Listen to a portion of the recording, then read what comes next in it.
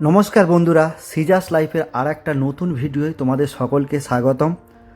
আজ আমি আমাদের যে গ্রামের যে ছোট্ট কালী মন্দির, ফতেপুর যে কালীমাতার আশ্রম, সেই কালীমাতার আশ্রম চারিপাশটা ঘুরে এবং আশ্রমটা তোমাদের ঘুরে ঘুরে দেখাবো। আশা করছি তোমাদের খুবই ভালো লাগবে, কারণ আমাদের যে কালী মন্দিরে যেটা সবথেকে বেশি আমাকে আকর্ষণ করে এই যে বিশাল বড় বটবৃক্ষ, তার সঙ্গে যেটা আছে খুবই নিস্তব্ধতা, আর যেটা হচ্ছে চারিদিকে সবুজে সবুজ।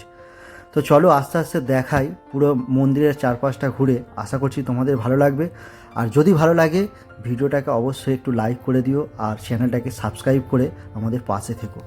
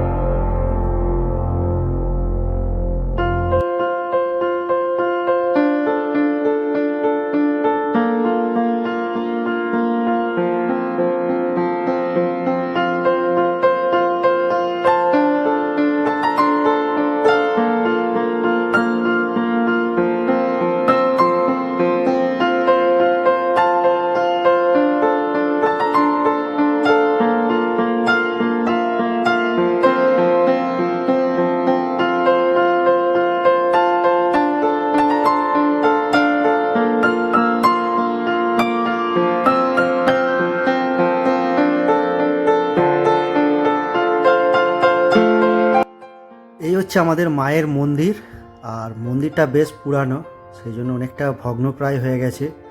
তো যদি কোনো সহৃদয় ব্যক্তি এই মায়ের মন্দির সংস্কারের জন্য হাত বাড়াতে চাও, তাহলে অবশ্যই আমার এই ভিডিওটাতে কমেন্ট করে জানাতে পারো, অথবা আমাদের যে মন্দিরে যে কমিটি আছে সেই কমিটির সঙ্গেও যোগাযোগ করতে পারো, তাহলে খুবই ভালো হয়। ঠিক আছে।